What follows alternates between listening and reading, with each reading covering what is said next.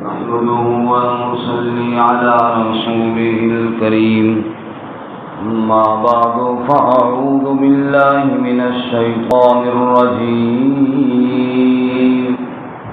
بسم الله الرحمن الرحيم ذلك ومن يعظم حرمات الله فهو خير له عند ربه وأحلت لكم الأنعام إلا ما يتلى عليكم فاجتنبوا الرجس من الأوثان واجتنبوا قول الزور حنفاء لله غير مشركين به ومن يشرك بالله فكأنما خر من السماء فتخطفه الطير أو تهوي به الريح في مكان سحيق ذلك ومن يعظم شعائر الله فإنها من تقوى القلوب لكم فيها منافع إلى أجل مسمى ثم محلها إلى البيت العتيق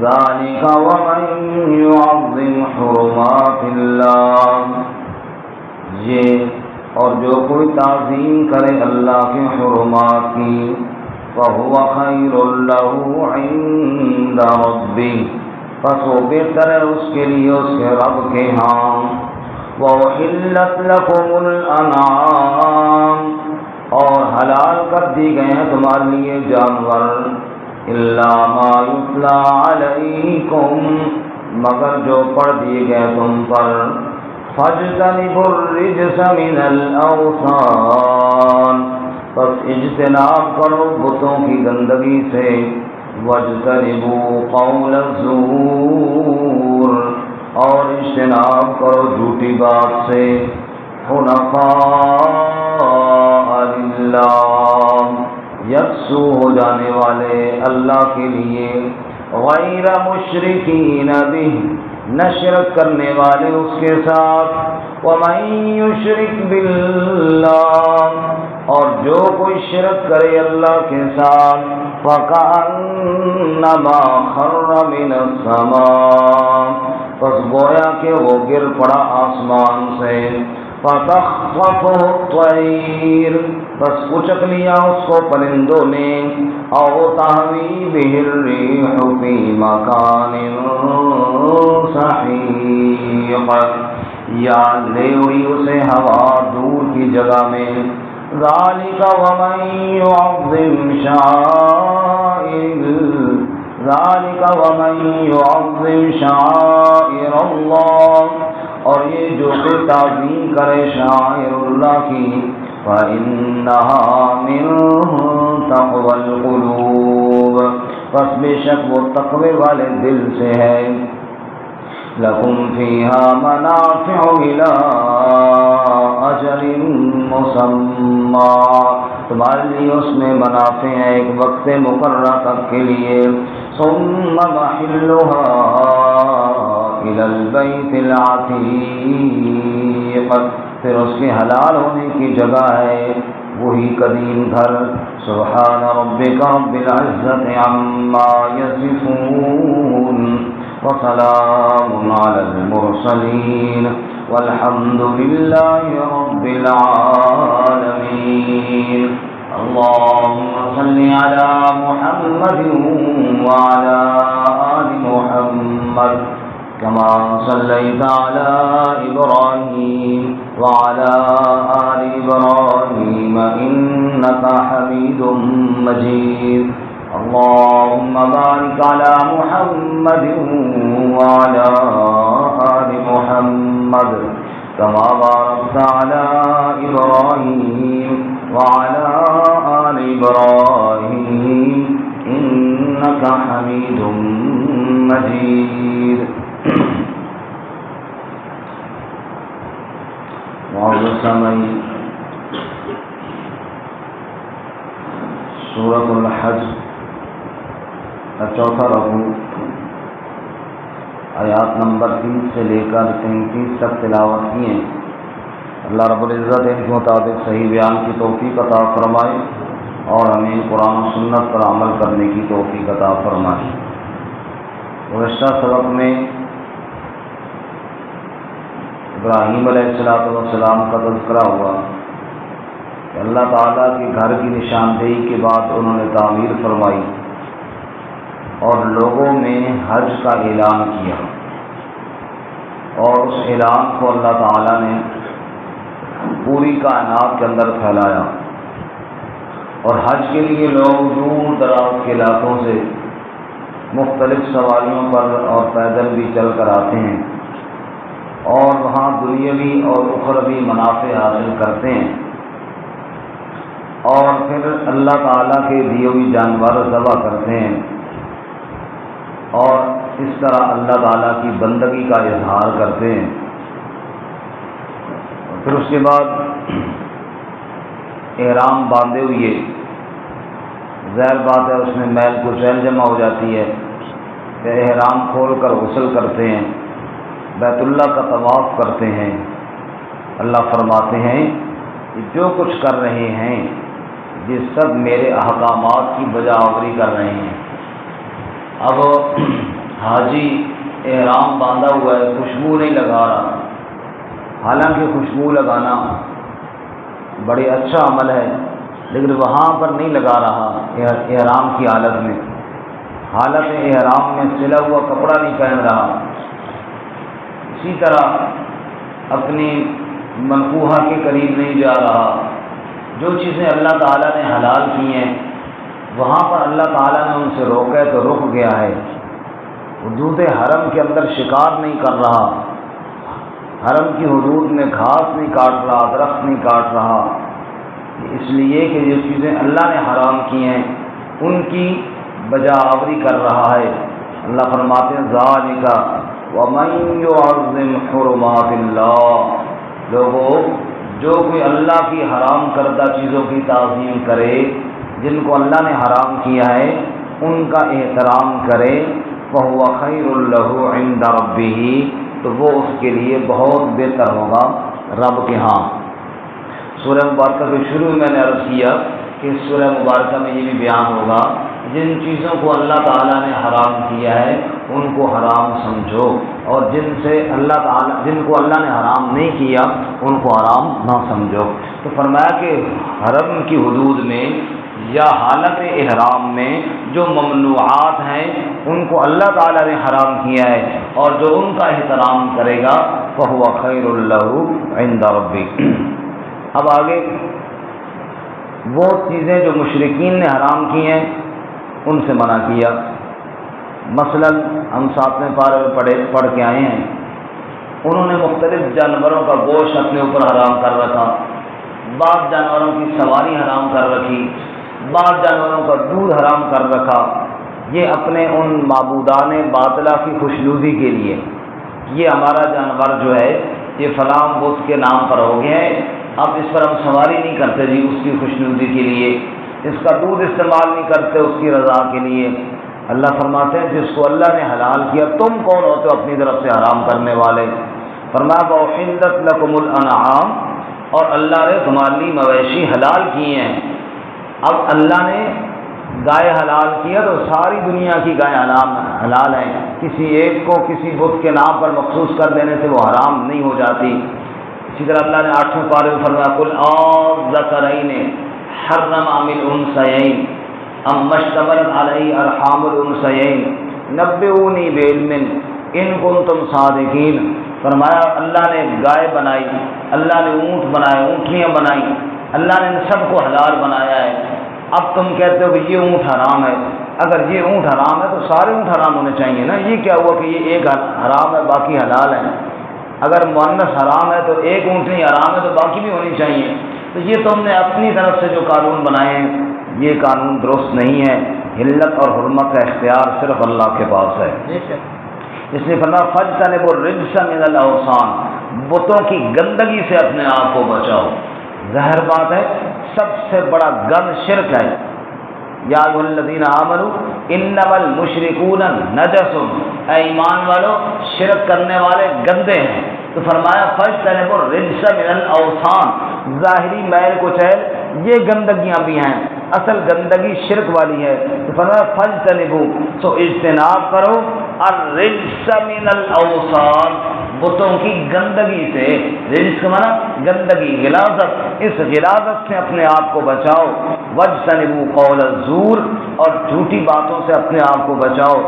ایک آدمی کہتا ہے اپنے طور پر ایک چیز کو حرام کر کے کہ یہ حرام ہے، تو اللہ فرماتے ہیں یہ جھوٹ ہے، یہ جھوٹا جملہ ہے. ایسے جملوں سے اپنے آپ کو بچاؤ جو جملے حرام ہیں، جن کا بولنا جائز نہیں ہے. اس لیے کہ حلت اور حرمت کا اختیار صرف اللہ کے لیے، اللہ کے پاس ہے.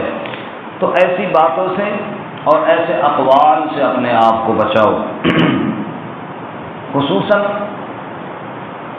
یہ جو ذوالحجہ کے دن ہیں ان میں اپنے آپ کو ایسے کلمات سے بچاؤ. یہ تو موحد اعظم حضرت سیدنا ابراہیم خلیل اللہ علیہ الصلاۃ والسلام کی تعلیمات کو اجاگر کرنے کے دن ہیں. ان دنوں میں تو ابراہیم خلیل اللہ علیہ الصلاۃ والسلام نے اپنے اللہ کے لیے سب کچھ قربان کیا، سب کچھ چھوڑ دیا. تو فرمایا یہ ان کی یاد کے دن ہیں، اور اگر تم زبان سے ایسا شرکیہ کلمہ بولو، تو جھوٹا کلمہ بولو، غلط کلمہ بولو، تو فرمایا اس سے اپنے آپ کو بچاؤ. قول زور سے مراد شرکیہ کلمہ، یا قول زور سے عام جھوٹی باتیں بھی مراد ہو سکتی ہیں. تو فرمایا اپنے آپ کو جھوٹی باتوں سے بچاؤ. جب بھی بولو تو سچ بولا کرو، جب بھی بولو تو سچ بولو.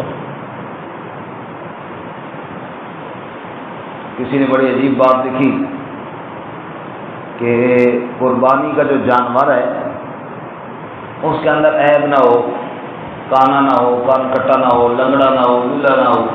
یہ دھیان کرنا چاہیے. قربانی کرنے والے کی خیر ہے، رشوت کا پیسہ ہو، حرام کا پیسہ ہو، دوسرے کا غصب کا پیسہ ہو، اور جھوٹ بولتا ہو، رشوت کھاتا ہو وغیرہ وغیرہ، اس کا کوئی مسئلہ نہیں ہے. صرف مطلب جانور کو ہی چیک نہ کرو، اپنے آپ کو بھی چیک کرو کہ میرے اندر میں جو قربانی لے کر آیا ہوں کسی غیر کا مال تو نہیں ہے، حرام پیسے کے تو نہیں لے کر آیا ہوں. صرف اس کے کان اور یہ آنکھ اور لنگڑا پان یہ نہ چیک کرو، اپنے آپ کو بھی چیک کرو. تو قول زور سے بچو، جھوٹ سے بچو، غیبت سے بچو، گناہ کی باتوں سے بچو. جیسے قربانی کے جانور کا ظاہری عیبوں سے پاک ہونا ضروری ہے، ایسے ہی قربانی کرنے والے کا بھی ان تمام برائیوں سے بچنا ضروری ہے. اللہ ہمیں بچنے کی توفیق عطا فرمائے. اس لیے فرمایا، وہ بڑی مشہور مثال ہے کہ اس بندے نے کہا کہ فلاں صاحب جو ہیں وہ حرام کھاتے ہیں. وہ کیا کرتے ہیں؟ حرام کھاتے ہیں. وہ بیچاری مائی تھی، بیچاری بڈھی شادی، اس نے سمجھا حرام سے مراد جو مرغی حرام ہو جائے نا. نمبردار صاحب جی نمبردار صاحب نمبردار صاحب سے جی. تو جو نمبردار صاحب کیا کھاتے ہیں جی؟ حرام کھاتے ہیں. جہاں پہ بیٹھے تھے نمبردار ایسا نہ ہو صفائی ہو جائے، کسی اور علاقے کی بات ہے. تو مائی صاحبہ نے اس نے جناب کہا کہ مرغی حرام ہو گئی ہے، سنا نمبردار صاحب کھاتے ہیں، تو بجائے اس کے کہ میں باہر پھینکوں چلو نمبردار صاحب کو دے آتی ہوں، وہ تو کھاتے ہیں. وہ گئی ان کے دروازے پہ دستک دیے، ٹھک ٹھک ٹھک. اتفاقاً نمبردار صاحب گھر میں موجود تھے. باہر نکلے، جی اماں جی کیسے آنا ہوا؟ سب بچے مرغی مر گئی، حرام ہو گئی. پتہ چلا تسی حرام کھانے ہو. تو میں نے سوچا اس کو بجائے کہ میں باہر پھینکوں کوڑے والے کو دوں، چلو آپ کھاتے جو ہیں تو وہ آپ کو دے دیتی ہوں، آپ کھا لیں. اور اس نے کہا اماں جی یہ لے جاؤ، ہم جو حرام کھاتے ہیں وہ اور طرح کا ہوتا ہے، وہ اس طرح کا. یہ ہے تو ایک لطیفہ ہی لیکن حقیقت ہے. جو آدمی رشوت کا پیسہ نہیں چھوڑتا، جو آدمی سود کا پیسہ نہیں چھوڑتا، دوسرے کی جائیداد غصب کر کے اس کا پیسہ نہیں چھوڑتا، بہنوں کا حق غصب کر کے وہ جناب پیسہ نہیں چھوڑ رہا، حرام جہاں سے آتا ہے لے لیتا ہے، تو مری ہوئی مرغی بھی کھا لے، کیا حرج ہے؟ کیونکہ جس اللہ تعالیٰ نے اس کو حرام کیا اسی اللہ تعالیٰ نے تو اس کو بھی حرام کیا نا، صرف اس کو نہیں کھاتا اور باقی سارے حرام ہڑپ کر جاتا ہے۔ تو جو چیزیں اللہ تعالیٰ نے حرام کی ہیں وہ حرام ہیں۔ قربانی کا جانور بڑا خوبصورت ہے، کوئی اس میں عیب نہیں ہے، لیکن جو خریدا ہے وہ پیسے حرام کیا تو وہ کہاں قربانی جائز ہوگی؟ ان اللہ طیب لا یقبل الا طیبا، میرے نبی صلی اللہ علیہ وسلم لوگوں، اللہ پاک ہے اور پاک چیز کو ہی قبول فرماتا ہے، اللہ ناپاک اور حرام چیز کو قبول نہیں فرماتا۔ اب مال اگر وہ جائز نہیں ہے جس سے خریدا گیا، وہ کسی کا حق مارا ہوا ہے، تو پھر وہ کہاں جائز ہوگی؟ اس نے فرمایا بتوں کی گندگی سے بچو، ذبح کرنا ہے تو صرف اللہ کے نام پہ ذبح کرنا ہے، بس جانور لٹایا اور بسم اللہ اللہ اکبر، بس باقی کسی کا نام نہیں لینا۔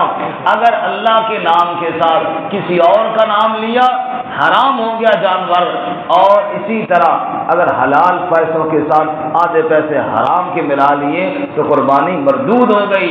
فرمایا جیسے ذبح خالص اللہ کے نام پر کرنا ہے، ایسے خریدنا بھی خالص حلال مال سے ہے۔ اللہ میں توفیق عطا فرمائے، پھر تو ہوگی قربانی۔ اور اگر یہ نہ ہوا، ان چیزوں کی احتیاط نہ کی، تو پھر کیا ہے؟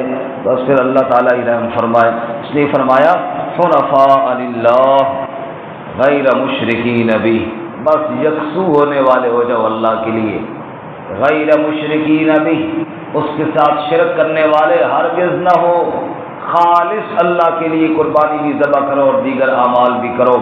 وَمَن يُشْرِكْ بِاللَّهِ، اور جس نے شرک کیا اللہ کے ساتھ، وہ تو ایسا ہے فَكَأَنَّمَا خَرَّ مِنَ السَّمَاءِ، یہ ایک مثال دے رہے ہیں اللہ تعالیٰ، جیسے کوئی بہت بلندی سے نیچے گرا، آسمان سے نیچے گرا، اب جب نیچے گرتا ہے اتنا اونچائی سے تو ظاہر بات ہے اس کی ہڈی بوٹی تو ایک ہو جائے گی، اور جب وہ مرے گا اور اس کی بوٹیاں انسان کی اوپر سے گرنے والے کی الگ الگ ہوں گی، پھر پرندے نوچ نوچ کر کھائیں گے۔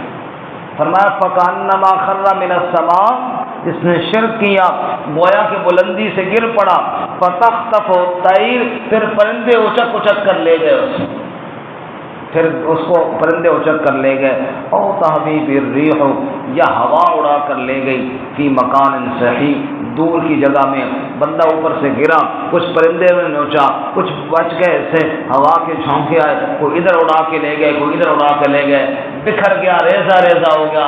رب کہتا ہے جس نے میرا در چھوڑا وہ برباد ہو گیا، وہ ریزہ ریزہ ہو گیا، اس کے پلے ککھ نہیں بچا، جیسے بلندی سے گرنے والا وہ نہیں بچتا، ایسے ہی میرا در چھوڑنے والا بھی برباد ہو جاتا ہے، اس کے پلے بھی کچھ بچتا نہیں ہے۔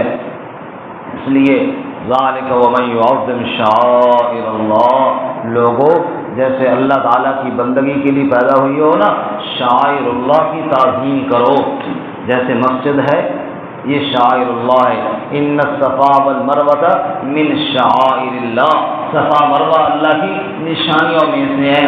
ہر وہ چیز جو اللہ کی یاد کی نشانی سمجھی جائے اس کو شعائر اللہ کہتے ہیں۔ مسجد دیکھو تو اللہ یاد آئے، مسجد نبوی دیکھو، بیت اللہ دیکھو، طواف دیکھو، یہ کیا ہے؟ شاعر اللہ۔ اور قربانی کے جانور کل کے سبق کے اندر آگے آ رہا ہے، فرمایا وہ بھی شاعر اللہ ہے، وہ بھی کیا ہے؟ شاعر اللہ۔ قربانی کے جانور کو دیکھو فوراً یاد آتا ہے یار اس نے اللہ کے نام پر قربان ہونا ہے، تو جو چیز دیکھ کر اللہ یاد آ جائے وہ ہے شاعر اللہ۔ علماء نے لکھا ہے داڑھی بھی شاعر اللہ میں سے، داڑھی بھی کیا ہے؟ شاعر اللہ میں سے، شاعر اللہ میں سے ہے۔ داڑھی دیکھتا ہے بندہ، اس کو دیکھ کر اللہ کی طرف دھیان کیسے جاتا ہے کہ یار کوئی نیک بندہ ہے، کوئی اللہ والا بندہ ہے، اللہ کے ساتھ اس کا کوئی تعلق ہے، بزرگ آدمی ہے، تو فرمایا ہر وہ چیز جس کو دیکھ کر اللہ کی طرف دھیان جائے اس کو کہتے ہیں شاعر اللہ۔ اور ذالک ومن یعظم شعائر اللہ، جس نے شاعر اللہ کی تعظیم کی، اللہ کی نشانیوں کی عزت کی، فَإِنَّهَا مِن تَقْوَى الْقُلُوبِ، اس کا دل تقوی والا ہے، اس دل میں اللہ کا ڈر ہے، تبھی تو ان نشانیوں کی عزت کر رہا ہے نا، جو نشانیاں اللہ کی یاد دلا رہی ہیں۔ پہلے دور میں قافلے چلتے تھے نا حج کے لیے، تو 7 قربانی کے جانور لے جاتے تھے، لوگوں نے گھروں میں پال کے رکھے ہوتے تھے، اب آج کل تو پھر وہیں منڈی سے خریدتے ہیں نا، تو پہلے لوگ قربانی کے جانور گھر سے لے جاتے تھے، جیسے خود چلے حج کے لیے 7 بکری لے لی، 7 گائے لے لی، اونٹنی لے لی، ان کو جا کے حرم میں ذبح کریں گے۔ اب یہ سفر ہوتا راستے میں تو ان کے گلے میں پٹا سا ایک خاص قسم کا ڈال دیتے یا ان کے کوہان کو رنگ دیتے، یہ نشانی ہوتی تھی کہ یہ حرم میں جا کر ذبح ہونے والی قربانی ہے۔ اب وہ جہاں سے گزرتی تھی نا تو لوگ بھی اس کا احترام کرتے تھے، کسی کی فصل میں سے اس نے چر لیا تو کچھ نہ کہو یار یہ حرم میں جانے والی قربانی ہے، تو اللہ اس کی طرف اشارہ فرما رہے ہیں، ذالک ومن یعظم شعائر اللہ فإنہا من تقوی القلوب، جس نے شاعر اللہ کی تعظیم کی نا اس کے دل میں تقوی ہے تو کر رہا ہے نا، اس کے دل میں اللہ کا ڈر ہے تو تبھی کر رہا ہے۔ لکم فیہا منافع الی اجل مسمی، وہ قربانیاں جب ہوتی تھیں تو بڑی قربانیاں، کئی لوگ مثلا اونٹنی لے گئے ہیں، اونٹ لے گئے ہیں کہ اس کو وہاں پہ ذبح کریں گے حرم میں، اب راستے میں وہ اس کی سواری کی ضرورت پیش آئی تو حضور اکرم صلی اللہ علیہ وسلم نے کہا کوئی حرج نہیں، سوار ہو جاؤ۔ آپ صلی اللہ علیہ وسلم نے خود دیکھا کہ بعض صحابہ کرام جو حج کے لیے جا رہے تھے سواریاں ان کے پاس تھیں، تو حضور نے فرمایا اللہ کے بندے اس پہ سوار کیوں نہیں ہوتے ہو؟ کہا جی یہ قربانی کے لیے لے کر جا رہا ہوں۔ فرمایا اللہ کے بندے ہو جاؤ سوار، اللہ قبول فرمائیں گے، وہاں جا کے قربان کر لینا۔ تو اگلی آیت میں فرماتے ہیں لکم فیہا منافع الی اجل مسمی، تمہارے لیے نفع ہے ایک مقررہ وقت تک کے لیے، یعنی حرم میں پہنچنے تک تم نفع اٹھاؤ، دودھ والی ہے تو دودھ پی سکتے ہو اور سواری والی ہے تو سواری کر سکتے ہو، یہ نفع ہے۔ ثم محلھا الی البیت العتیق، پھر اس کے ذبح ہونے کی جگہ، حلال ہونے کی جگہ وہی قدیم گھر ہے، یعنی اللہ کے حرم کے پاس جا کر پھر تم نے اس کو ذبح کرنا ہے۔ تو یہ شاعر اللہ قربانی کے جانور یہ بھی اللہ کی نشانیاں ہیں، ان کو دیکھ کر بھی بندہ اللہ کی طرف دھیان کرے اور ان کو عزت اور احترام کی نگاہ سے دیکھے، تو یہ تقوی کی نشانی ہے۔ اللہ ہم سب کو عمل کرنے کی توفیق عطا فرمائے۔